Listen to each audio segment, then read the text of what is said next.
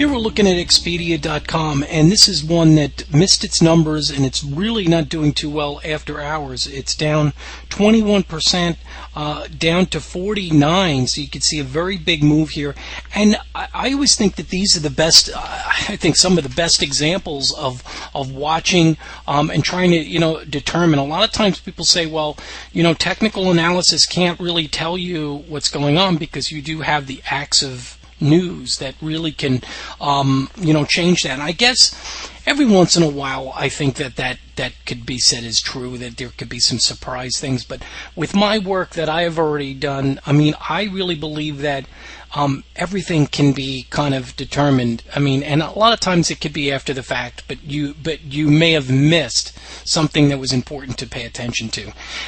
Like here's a perfect example here. Now normally you'd say, wow, this is, it's doing really well. Look, you have your big move here. It looks very strong here, and it's starting to continue. Looks like it wants to bounce off it. It's above the 21-day, above the 150.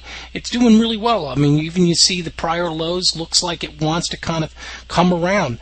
But when you start to look at what the price action starting to do here, as you start to see this first initial move, you could even come into it and say, hey, well, even on a short count, hey, maybe this is your 1, 2, 3, 4, and it's trying to do a 5. And when you see a 5 wave, you want to try to realize that, hey, it can end here.